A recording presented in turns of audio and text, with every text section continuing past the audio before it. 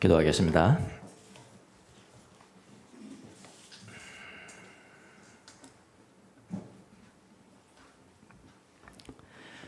주님, 오늘도 우리가 살아가도록 한 말씀만 주옵소서. 이 시간에 우리가 주의 말씀을 듣는 중에 영생으로 들어갈 수 있도록 은혜를 베풀어 주옵소서. 구원으로 들어갈 수 있도록 하나님 은혜를 베풀어 주옵소서. 이곳에 예배하기 위해서 모인 모든 성도들의 심령이 주의 성령의 능력으로 하나가 되는 귀한 시간이 될 수 있도록 축복하여 주옵소서. 감사하고 예수님의 이름으로 기도합니다. 아멘. 오늘 말씀은 부자 청년의 이야기죠. 성경 꽤나 읽으신 분들은 최소한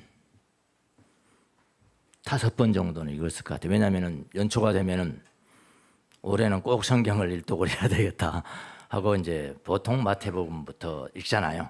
그래 한 5일 일주일 가면은 이게 나오거든요. 일주일 가면. 그래서 뭐 5번 이상이죠. 또 오늘 말씀은 예수님이 비유가 아니죠. 지금 비유로 말씀하셨다 하는 거하고 이건 뭡니까 지금?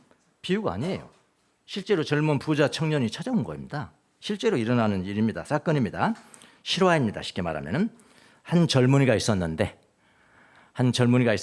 나이는 성경 학자들에 의하면은 한 24세에서 40대 정도, 40대 중반 안에 이렇게 뭐 정확한 건 아닙니다.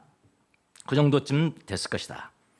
근데 이 청년은 누가 보더라도 아주 성공한 젊은이였습니다. 성공한 젊은이. 모든 사람들이 부러워할 정도의 뭐가 있냐면은 부자입니다. 부가 있어요. 부와 그 다음에 지식이 있습니다.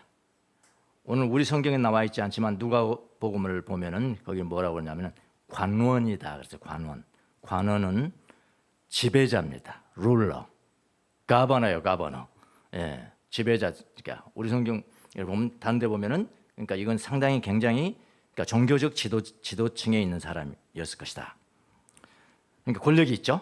지식이 있고 권력을 이미 겸비한 사람입니다. 본문에는 젊고 부자라고만 되어 있습니다만은 누가 보면 관리니까요. 관리니까. 특별히 이 사람은 십계명을 지키는 사람, 십계명까지 지키는 사람이에요. 그렇잖아요. 지금 십계명 지키고. 그러니까 이 젊은 부자 관원은 모든 것을 갖춘 사람입니다. 어떻게 보면은 모든 것을 갖춘 사람으로 거기에다가 지금 종교적인 영생의 문제, 구원의 문제 아닙니까? 종교적인 영생의 문제, 구원의 문제까지 지금 관심을 지금 가지고 예수님 앞에 찾아온 사람이거든요. 시험하기 위해서 온 바리새인과 다릅니다. 시험하기 위해서 온 거 아니에요. 시험하기 위해서 온 사람들은 예수님이 그냥 속에서 어떤 다른 악한 생각을 가지고 대답도 안 해버리시니까 엉뚱한 질문하시니까 그랬거든요. 근데 정말로 선의를 가지고 찾아온 사람들에게는 예수님이 골탕 먹이려고 한 의도가 전혀 없습니다. 정말로 가르쳐주고 싶어요. 정말로 도와주고 싶고요. 그런 지금 청년이니까 대단한 청년이죠. 거의 영생의 문제까지 관심을 가졌으니까 거의 제가 보기에는 거의 완벽한 사람이다. 요즘 말로 하면은 1등 신랑감 아니겠어요? 1등 신랑감을 영어로 말하면 뭐라고 하나? First class gentleman. 1등 신랑감이 사람. 젊죠. 지식이 있죠. 리더십이 있죠. 리더이죠. 이미 리더이죠. 그다음에 가장 중요한 게 뭐예요? 돈이 있잖아, 돈이. 이건 완전히 1등 신랑감이죠. 1등 신랑감. 그런데 우리는 이런 사람은 보통 뭐라고 부릅니까? 부족한 게 없어. 부족하게 온 사람을 뭐라고 부르냐고. 젊고 학식이 뛰어나고 지도자이고 거기에다가 부자고 영생에 대해서 관심을 가지고 있는 사람. 이런 사람은 우리는 뭐라고 그러냐면은 재수 없는 사람이다. 재수가 좀 없는 사람이다. 그러잖아요. 모든 거 값이 안 되잖아요. 좀 부족한 게 있어야지. 그가 사람들의 눈에는 거의 완벽한 사람처럼 보이지만요. 그러나 예수님의 눈을 피해갈 수는 없었다는 겁니다. 그 이야기입니다. 오늘 이야기가. 그런 완벽에 가까운 사람에게 한 가지 부족한 것이 있었어요. 그것이 뭐냐면은 영생의 확신입니다. 좀 더 쉽게 말하면 구원의 확신입니다. 내가 구원받았을까? 내가 영생을 받았을까? 영생을 가지고 있을까? 여기는 확신이 없는 거예요. 모든 걸 가지고 있음에도 그건 다른 문제죠. 예, 그건 다른 문제입니다. 마음에 움직일 수 없이 확고한 구원에 대한 안심이 없었어요. 이 청년에게. 그래서 슬픈 이야기입니다. 모든 것을 갖추고 있는데 영생에 대한 확신을 가지지 못한다면 이것 또한 여러분 슬픈 이야기 아닙니까? 슬픈 이야기라고요. 이 청년이 예수님을 떠나갈 때 심정이 여기 나와 있는데요. 이렇게 여기 보세요. 영어로 하나. NIV 성경에. 이 청년이 이제 어떻게 그러니까 예수님께 오신 목적을 달성하지 못하고 떠나가는 거 아닙니까? 그때 마음 심정이 어떠냐 이 말이에요. 이 심정이. 모든 다 갖춘 사람이 이런 심정일 수 없잖아요. 슬플 수가 없잖아요, 이 사람. 떠나가는데 요 셋이란 슬펐다. 요 원어가요. 원어는 리푸메노스 그래요. 리푸메노스. 그러니까 이거는 리페오의 현재 분사고 수동태입니다. 패시브예요. 액티브가 아닙니다. 패시브. 그래서 이 원 정확하게 뜻은 뭐냐면은 그냥 슬프다 아니에요. 몹시 슬펐다. 몹시 아까 우리 그 표준 세번역 번역에는 뭐죠? 근심함에 갔다 그랬잖아요. 몹시 슬프면 근심이 되는 거거든. 예, 몹시 슬퍼하면 슬퍼졌다. 그렇게 안 그러겠습니까, 여러분? 예수님의 그 영적인 파워 있는 말씀이 지금 전달이 됐고, 만약 예수님 편에 섰더라면 완전히 큰 기쁨을 얻을 수 있었던데 그걸 거부했으니까 그 반대가 얼마나 큰 슬픔이겠어요.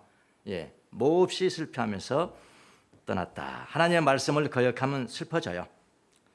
저도 오늘 본문을 읽으면서 슬펐습니다. 예, 이 청년의 입장에 서서 슬펐어요. 왜 슬펐냐면 거의 다 왔는데, 예, 거의 다 왔잖아요. 지금요. 거의 다 왔는데 한 발이 부족해서 영생을 놓친 이야기를 읽으니까 당연히 슬프죠. 슬펐습니다. 여러분, 이 구원의 확신의 문제, 영생의 확신의 문제는 가볍게 다루면 안 됩니다. 무겁게 다뤄야 될 주제예요. 오늘날 교회에서. 근데 지금 잊혀져 가요, 이게요. 예, 무겁게 다뤄야 될 주제입니다. 오늘날 많은 사람들이 구원의 문제를 가볍게 다룹니다. 그냥 교회 다니면 나 교회 다니니까 너 구원 받았네 뭐 그럼 됐어. 야, 교회 다니면서 복 받았어? 부자가 된 거야? 그럼 됐어. 딱 그렇게 가볍게 치고 말아요. 정말 저 사람이 구원을 받았는지, 구원에 들어갔는지, 구원의 확신이 있는지, 구원에 대해서 안심이 있는지 그런 문제 별로 다루지 않는다 이 말입니다. 그냥 교회 다니면서 부자가 되면 그것으로 끝나는 줄 알아요. 그런 사람들은, 교회 다니면서 부자가 된 사람들은 내가 구원을 받았는지를 스스로 체크하지 못합니다. 왜? 나 축복받았잖아. 내가 축복받았잖아. 가볍게 이렇게 생각해버려요. 체크를 안 해요. 재물에 눈이 어두워서 그런 거예요. 만약 부자가 아니라도 마찬가지예요. 부자가 아니라면 구원을 확신하는 문제보다 내가 부자가 되어서 형통한 것이 더욱 중요하게 생각되어지는 거예요. 그래서 하나님을 뭐라고 보냐면은 가난한 사람들은 하나님은 부자 메이커예요. 부자 메이커. 예, 하나님 부자 메이커, 부자 만들어주는 사람이다. 예. 그런 사람도 구원을 체크하지 못합니다. 자, 이 정도 되면은 부자나 가난한 사람이나 다 마찬가지죠. 맞잖아요. 그래, 탐욕은 부자만 탐욕이 있습니까? 아니에요. 가난한 사람은 더 탐욕이 있습니다. 그건 똑같은 문제. 그러니까 교회 생활을 하다가 시험에 빠진 분들이 많잖아요. 요즘은 가난 교인들이 그렇게 많다는 거 아니에요. 안 나가 교인. 다 예수님 믿어. 그렇다고 다른 교회 가는 것도 아니에요. 그냥 집에 있는 겁니다. 그거는 자기들은 이제 뭐 때문에 안 나간다, 뭐 때문에 안 나간다 그렇게 변명을 하지만은 누구 때문에 안 나가나, 무슨 일 때문에 내 마음이 이래서 그래, 난 안 나가. 그런데 사실 진실로 말한다면요, 악한 영이 유혹에 빠진 겁니다. 이거는 유혹에 빠진 거예요. 그거는 변명할 수가 없어요. 이렇게 유혹에 빠질 때도 가장 능력 있는 영적인 힘이 무엇이겠습니까? 그건 구원이에요. 바로 구원입니다. 내가 구원받은 자인가? 나는 확신한다. 그런 사실. 내가 영생을 가진 자인가? 그게 사실인가? 그렇게 쳐들어가잖아요. 내가 구원을 받고 내가 영생을 가진 자라는 확신을 가지면 슬픔에서 벗어나는 거예요. 왜 그런지 아십니까? 나 같은 죄인을 누가 구원하셨을까? 나 같은 자를 누가 구원하셨을까? 하나님이 구원하셨다. 왜 나를 구원하셨을까? 사랑 때문이야. 하나님은 나를 계속 사랑하시는구나. 내가 어떤 환경에 있었더라도, 어떤 환경에 처할더라도 주님은 나를 사랑하시는구나. 나는 하나님의 사랑받는 자야. 거기서부터 놓일 수가 있거든요. 그러니까 구원의 문제라고 해요. 이것이 힘이 돼서 슬픔에서 벗어나는 것입니다. 근데 이게 잘 안 돼요. 자, 이제 본문으로 돌아가 보겠습니다. 예수님이 이 청년에게 한 수를 가르쳐 주었습니다. 영생을 얻게 이렇게 가르쳐 달라는 거잖아요. 한 수를 가르쳐 줬습니다. 영생의 확신, 구원의 확신을 위해서 한 수를 가르쳐 줬는데 결론으로 말하면은 그는 그것을 따르지 못했습니다. 그래서 슬픔에 빠져서 예수님의 공동체를 떠나가는 거죠. 떠나갔다 그랬잖아요. Go away 그렇지. 떠나가 버렸다. 진리를 가르쳐 주셨는데 예수님이 진리를 가르쳐 주셨는데 예수님의 공동체에 들지 말고 떠나가 버렸다. 그런 거죠. 떠나가 버렸다. 그런 격이죠. 그러니까 예수님이 야, 이따위로 살면 안 돼, 너. 그런 거 아니에요. 그 정도 아니에요. 예. 그리고 전국을 찌르면서 이따위로 살면 안 돼. 이따위로 신앙생활 하면 안 돼. 그 정도 진리를 가르쳐 줬는데 떠나가 버렸다. 오늘날도 이런 사람들이 많아요. 너무나 많은 스타일이죠. 구원의 문제에 있어서 그따위로 신앙생활 하면 안 된다. 이런 말도 못해요. 목사님이 못합니다. 그 교회에서 연대감이, 이 신앙으로 맺은 연대감이라는 게 얼마나 약한지 몰라요. 얼마나, 진짜 바른 말을 못해요, 바른 말. 그냥 입에 발린 말, 입에 발린 이야기하고, 신경 조금 화나게 하는 말, 못해. 못합니다. 아시잖아요. 못합니다. 진리인데도 말을 잘못하면 안 됩니다. 그래서 못합니다. 신앙 공동체라는 게 이렇게 약한 거예요. 예. 자, 이 젊은이가 예수님을 찾아옵니다. 자기 문제를 해결하기 위해서 옵니다. 바리새인들처럼 시험하기 위해서 온 것이 아니에요. 아주 진지하게 찾아오는 겁니다. 선생님, 내가 무슨 선한 일을 하여 영생을 얻겠습니까? 이게 질문이에요. 내가 무슨 선한 일을 해야 영생을 얻겠습니까? 이 청년은 질문부터 잘못된 거예요, 사실은요. 질문부터 잘못됐거든요. 영생을 선한 일을 해야 얻는 것으로 이해를 했어요. 이것도 잘못됐고요. 또 다른 잘못이 뭐냐면은 영성이라는 객체, 어떤 객관적인 존재가 있어. 이 영생이란. 그것은 내가 얻어지는, 내가 정치해야 되는, 내가 행위를 좋은 선행을 많이 저질러서 쟁취해야 되는 것으로 이해를 했다 이 말입니다. 언어 한번 보실래요? 이게 무슨 선한 일을 나갔선, 선한 일을 행하다, do. 그리고 나는 이 에코는 가지다, 소유하다, have, hold.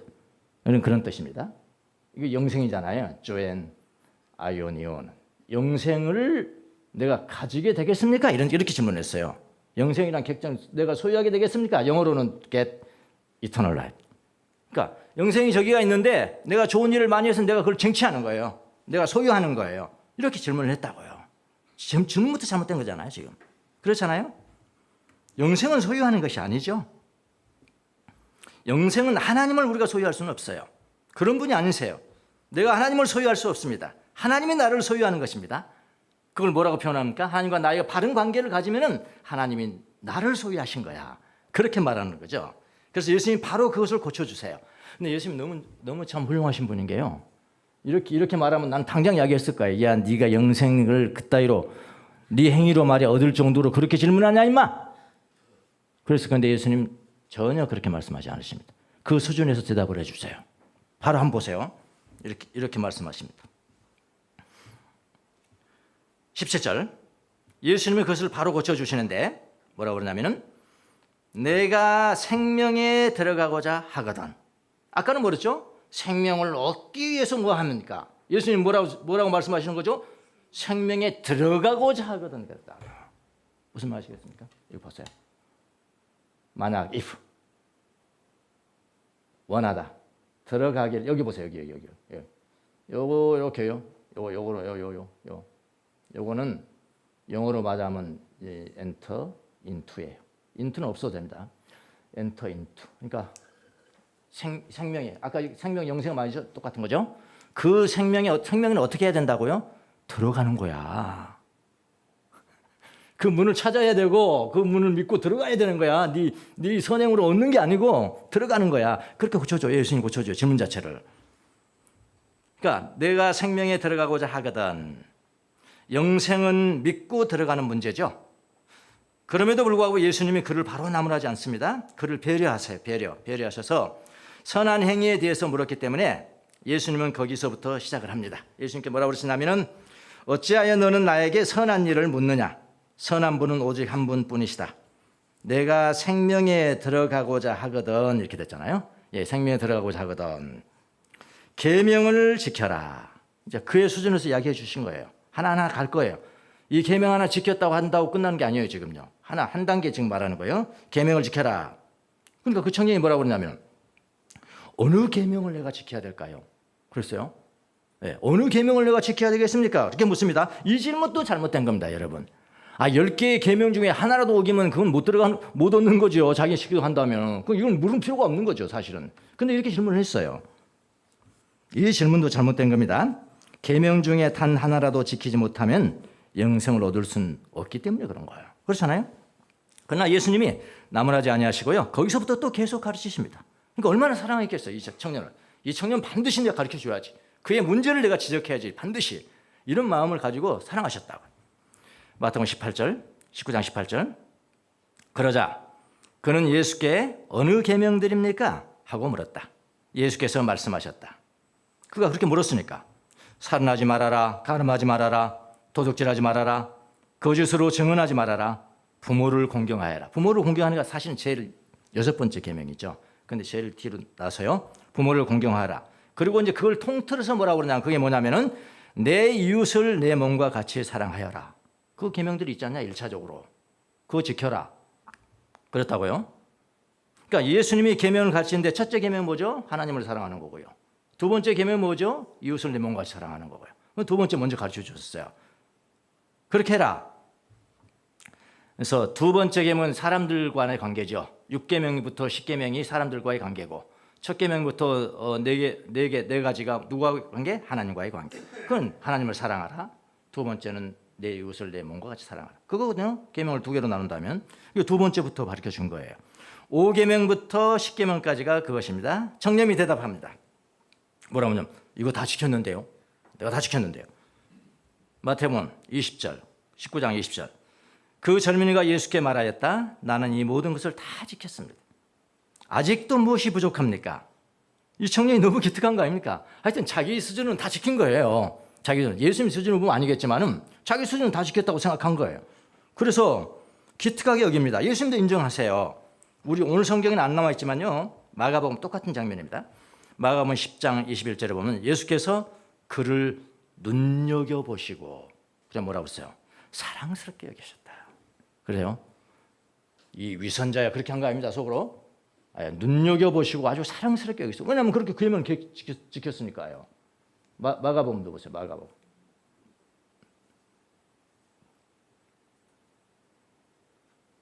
나왔어요?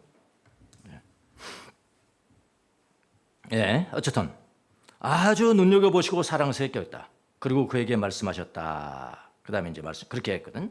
그러니까 예수님은 둘째 계명도 다 지킨 그 청년에게 이제는 마지막 한 수를 가르쳐 줘야 할 때가 온 겁니다. 예, 마지막 한 수를 가르치십니다. 그게 21절이에요. 예수께서 그에게 말씀하셨다. 내가 완전한 사람이 되고자 하거든. 예수님의 처방입니다. 이거 지금 가서 내 소유를 다 팔아서 가난한 사람에게 주어라. 나눠 주어라. 그리하면 내가 하늘에서 보화를 차지하게 될 것이다. 그리고 와서 나를 따라라.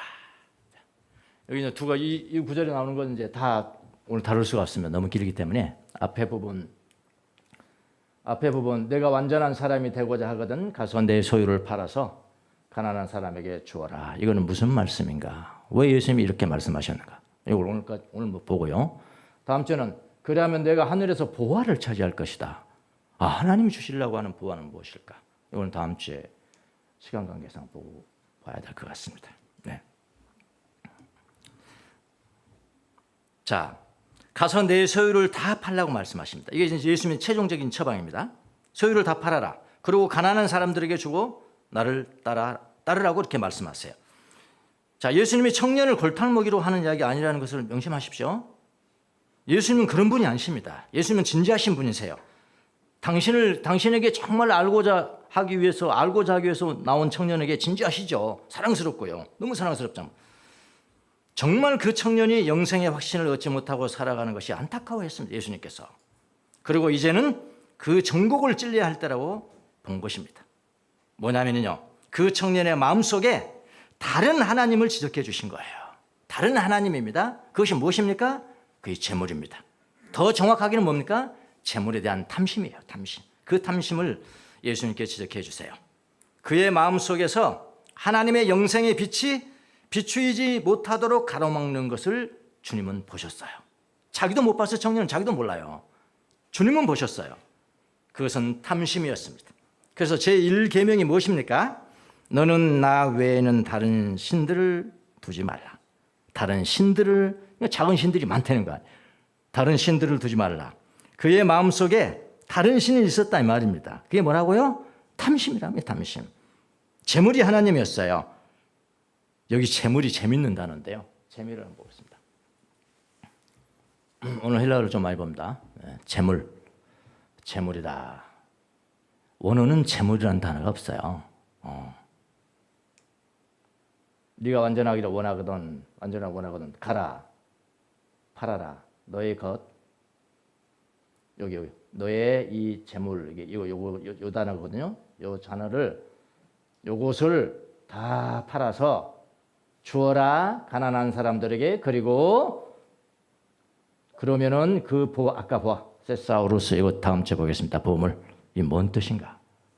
정관서가 없어요. 더 웰스가 아니에요. 그냥 트레저. 그러니까 이거 손으로 우리가 잡히는 것이 아니에요. 이 보물은이라는 건. 이렇게 다음 주에 보겠습니다. 하늘에 있는 보물. 그리고 나를 따라오너라. 이런 자기죠. 요 히파르콘타. 이게 재물이에요. 재물이라고 우리가 번역한 거, 우리 성경에. 히파르콘타. 내가 가진 것이에요, 이게. 너의 소유물이에요. 그래서 이게 소유물. 히파르콘타는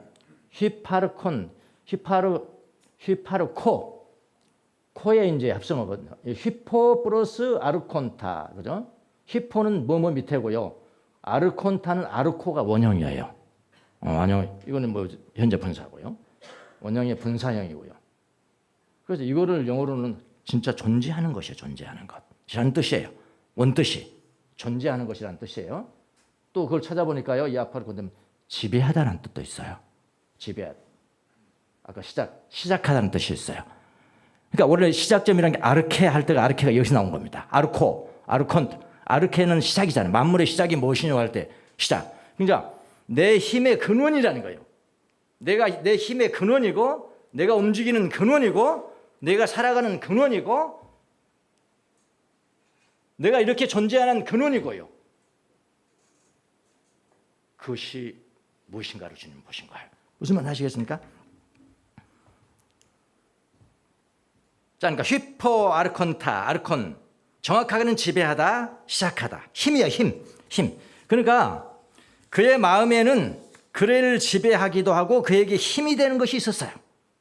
이런 뜻입니다. 그냥 재물을 그렇게 바로 안 돼요, 사실은. 예. 오히려보다 더 근원적이에요. 예. 재물이라는 건 보이는 거지 않습니까? 그리고 오히려 심령에 있는 삼심이라는 것은 보이지 않는 것이거든요. 그러니까 그게 더 힘이죠. 오히려 더 근본적인 거죠. 그를 지배하고 그를 시작하게 하고 그에게 힘이 되고 하는 거. 나를 지배하고 나를 움직이는 시작점. 그 점은 예수 믿는 사람한테 누가 돼야 됩니까? 하나님이 돼야 되는 겁니다. 그게 구원받은 사람이잖아요. 하나님이 되어야 되는데 그 청년에게 그 시작점이 하나님이 아니라 탐심이었다 이 말이에요. 탐심. 재물이란 말이에요. 재물. 그 재물이 바로 하나님이었던 거예요. 그래서 성경은 탐심은 또 뭐라고 그럽니까? 우상숭배니라. 그렇게 성경에서 말씀하잖아요. 예? 그래서 그 청년이 그렇게 노력하면서 살아도 하나님의 영생의 빛 가운데 들어가지 못하는 이유가 있었습니다. 그것은 아무도 볼 수가 없어요. 자신도 볼 수가 없었습니다. 그것은 바로 그의 마음 안에 있는 탐심이었어요. 예수님은 정확히 보았고 알았고 그것을 지적했어요. 그러니까 예수님이 여러분 얼마나 그를 사랑하셨는지 그의 마음속에 있는 것까지 드러내 주셨잖아요. 우리 그렇게 잘 못하잖아요. 사람끼리. 그 진정한 사랑하는 건 아니거든요. 예수님은 정말로 사랑하셨어요. 그 마음속에 있는 것을 드러내 주셨습니다. 그를 지금 파멸시키려고 한 게 아니에요. 예수님도 그렇게 하면은 딱 예수님 따를 줄 알았죠. 예. 여러분 이럴 땐 예수님이 우리의 마음을 드러내 주실 때가 있어요. 내 마음에 깊이 있는 것을 드러내 주실 때가 있다. 외모 말고요. 마음 깊이 나도 볼 수 없는 것을 드러내 줄 때가 있다니까요. 그럴 때는 어떻게 울어야 되는 거예요. 베드로처럼 울어야 되는 거예요. 도마처럼 울어야 되는 거예요. 무릎 꿇고. 예. 예수님의 말씀을 믿어야 하고요. 예수님을 믿어야 하고요. 그리고 예수님을 따라야 하는 거예요. 그러면 예수님의 제자가 되는 거라고요. 베드로도 그랬잖아요. 도마도 그랬잖아요. 여러분 다시 말씀드립니다. 예수님은 절대로 이 청년을 골탕을 먹이려고 하는 의도가 전혀 없었어요. 골탕 먹이면 아니에요, 청년. 왜 그 청년을 골탕 먹이겠습니까? 예수님이 얼마나 사랑스러운데요. 계명까지 다 지키고 왔는데요. 예수님 성품 자체가 사람을 골탕 먹인다는 것을 생각할 수 없는 성품입니다, 여러분. 예수님은 간절히 정말로 진정으로 그가 그의 문제를 정확하게 알고 영생을 얻기를 바라셨습니다. 저는 이 부분을 읽으면서 이 부분을 항상 읽을 때마다 결과를 제가 아니까 결과를 이미 알잖아. 이놈 도망갈 거야. 결과를 알기 때문에 항상 뭐라고 생각했냐면 예수님이 오해를 제가 했어요. 오해를. 예수님이 비웃으시면서 이 청년에게 말씀하시는 것으로 저는 항상 그렇게 생각했어요. 왜 그런지 모르겠어요. 근데 여러분 예수님은 절대로 그렇게 하지 않으시는 분입니다. 예수님은 진지하세요. 정말로 믿고 싶고 정말로 제자가 되고 싶고 정말로 구원을 얻고 싶어하고 정말로 영생을 얻고 싶어하는 사람에게는 그 누구에게도 너무나 진지하십니다. 저는 설교를 준비하면서 회개하면서 눈물을 흘렸습니다. 이 부분에 대해서. 내가 예수님 오해를 했구나. 예수님이 오해하신 거잖아. 또 예수님을 또 오해하는 사람들이 있습니다. 이 부분에서. 오늘 본문의 말씀을 항상 자기 자신에게 적용해야 된다 하면서 그럼 뭐야 이거 내가 지금 가지고 있는 것보다 주식이 지금 몇 주나 되다 지금 얼마나 되냐 이 아파트 이거 얼마나 되는데 이거 다 팔면 어떻게 되는 거지 이거 그렇게 생각하는 사람이 얼마나 많아요? 저부터 그래요. 저부터 읽을 때는 좀 찔리는 것 같아. 이거 팔아야 구원 얻는 것인데 이거 팔아야 구원 얻는 예수님 말씀 따라서 이거 다 팔아서 가난한 사람들이 다 주어야 구원을 얻는 거 아니야 이거? 이렇게 오해하는 분들이 계십니다. 그건 오해십니다. 다시 말씀드릴게요. 예수님은 지금 바로 이 부자 젊은 간원의 영혼을 해부하는 중이에요. 그 사람을 해부하는 중이에요. 모든 사람을 해부하는 게 아니에요 지금요. 이 사람의 문제는 뭡니까? 그 탐심이었다 이 말이에요. 그러니까 여러분도 구원을 얻지 못하고 구원의 빛에 들어가지 못하는 것이 나의 그런 문제라면 여러분에게 해당이 되는 거예요. 그러나 모든 사람이 다 재산 팔아야 구원을 얻는다는 예수님의 일반적인 말씀은 아닙니다. 무슨 말 아시겠습니까? 오해하시면 안 됩니다. 편안하게 읽으시라니까요. 모든 사람이 적용되는 것이 아닙니다. 구원을 얻으려면 가진 재산 다 팔아서 가난한 사람이 줘야 하는 거예요 이거? 그래야 되는 거예요? 라고 말하면 안 됩니다. 여러분 그건 조직신학의 구원론과도 맞지 않잖아요. 구원론과도 맞지 않는 거예요. 그렇게 오해하지 마시라고요. 편안하세요. 그리고 예수님 나도 이 청년과 같은 문제가 있습니다. 나는 무엇입니까 문제점이? 여러분이 마음속을 지적해 주셔야 진짜 이건 하나님 아니십니까? 그렇잖아요. 또 다른 문제 있을 수 있겠죠. 이 문제라면 그렇게 하시고요. 그대로 따라서 하세요. 이 문제라면. 아니기를 간절히 바랍니다. 이 청년에게 자신이 영생을 확신하지 못하는 것은 탐심의 문제였습니다. 그가 믿는 것은 재물이었다 이 말입니다. 하나님이 아니고요. 재물이었단 말. 그의 하나님이 재물이었단 말입니다. 그것 때문에 그의 영혼이 하나님과 바른 관계를 맺지 못했던 겁니다. 이거는 참 여론인데요. 아주 불행하게도 이 청년은 그 당시는 예수님의 말씀을 믿고 따르지 못했잖아요. 지금 불행하게 못했어요. 슬픔을 안고 예수님을 떠났습니다. 너무나 아쉬운 장면인 거예요. 제가 생각하기에도 한 발만 더 갔으면 되는 건데 그래서 저는 본문을 또 읽어보고 또 읽어봤습니다. 뭐 어떤 근거라도 좀 찾으려고. 아닙니다. 이 청년 다시 왔을 겁니다. 다시 왔을 거예요. 예수님께 다시 왔을 거야.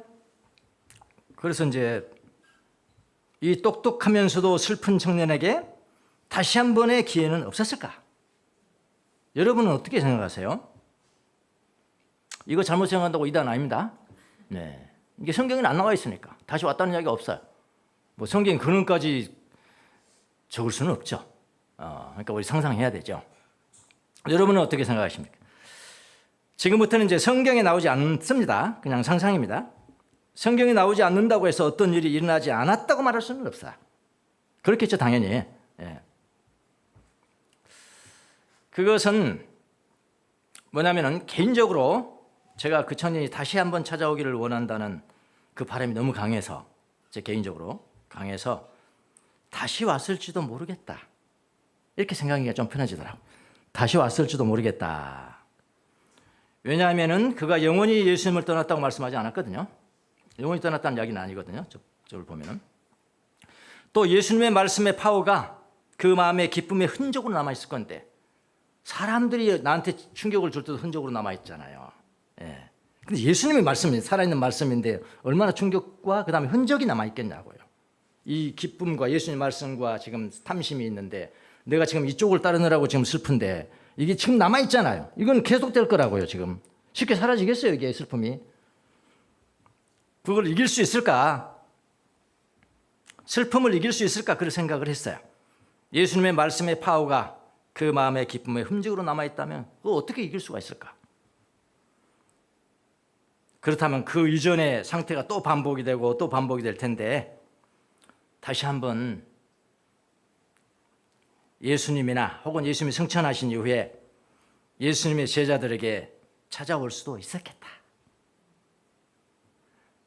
이거 성경 아니에요. 너무 심각하지 마시고. 이건 제 생각이에요. 제 상상. 아니면 말고요. 이거 들었다고 저는 이단이 아닙니다. 네. 알 수도 있겠다. 성경은 여러분 그래 상상의 문을 항상 열어주잖아요. 예. 이제 나가겠습니다. 여러분은 구원의 확신이 있으십니까? 구원의 확신이 있으세요? 여러분에게 대답하셔야 됩니다.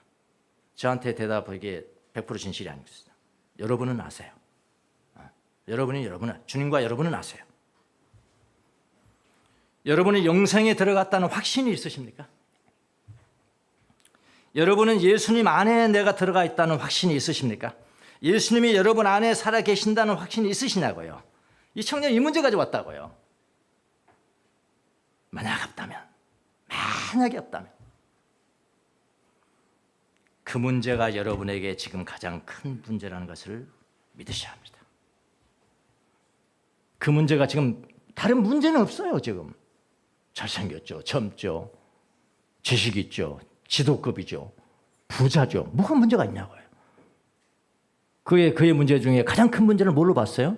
나는 왜 영신에 확신이 없냐. 그거라고요. 만약 없다면 이것은 작은 문제는 아니에요. 대단히 큰 문제라고요. 여러분에게 지금 가장 큰 문제라는 것을 믿으셔야 합니다. 그래서 여러분의 첫째 기도 제목이 돼야 되는 거예요. 첫째 기도죠. 예수님이 지금 제 안에 계신가요? 그것도 시작. 그 기도는 반드시 응답이 돼요. 반드시 응답이 된다고요. 네. 제 안에 계신가요? 제가 지금 예수님 안에 거하는 거 맞나요? 예수님이 여러분 안에 왕이 되셨냐 말이에요. 왕이. 킹이 되셨냐 말이에요. 킹. 네. 간단하잖아요. 하나님께서 살아가면 안 되십니다. 네. 하나님께서 살아가면 휩쓸려 나가요. 요거를 여러분 올 한 주간에 진지하게 생각하면서 예수님 앞에 나가세요. 저는 마지막 답을 줄 수 있는 거 없어요. 예수님 말씀뿐밖에 없어요. 예. 서치로 비추셔서 구원의 확신이 없게 만드는 이유가 뭐지 이거? 나에게는 뭐지? 그렇게 한번 예수님 앞에 응답받는 여러분이 되시길 바랍니다. 다음 주에 2탄에서는 천국에서 부활을 차지하게 된다는 말씀은 무슨 말씀인지 기가 막힌 이야기입니다. 이번 세사우로스 이 단어가 시한편 보도록 하겠습니다.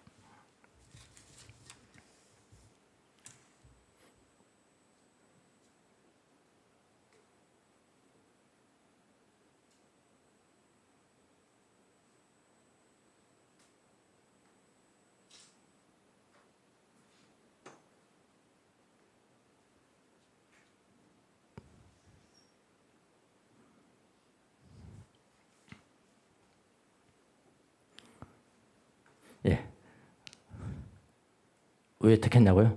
그냥 택했어요, 제가. 큰 슬픔이 있으면 바로 앞에 기쁨이 있는 거죠. 아까 지금 이 청년의 경우도 마찬가지잖아요. 그 슬픔 바로 건너편에 기쁨이 있었는데 그걸 이제 쫓아야 된다. 그런 거였습니다. 기도하겠습니다.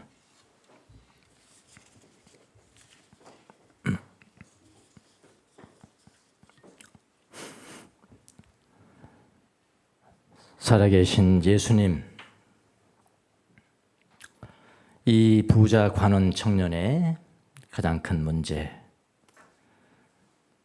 영생의 확신이 없는 이 문제가 우리들의 문제, 나의 문제는 아닌지 주님, 나를 볼 수 있는 눈을 허락하여 주옵소서. 구원의 확신도 없이 다른 것에 취해서 우리가 살아가는 것은 아닌지 주님 앞에 정직하고 솔직하게 여쭈는 한 주가 될 수 있도록 하나님 은혜를 베풀어 주시옵소서. 감사하고 예수님의 이름으로 기도합니다. 아멘.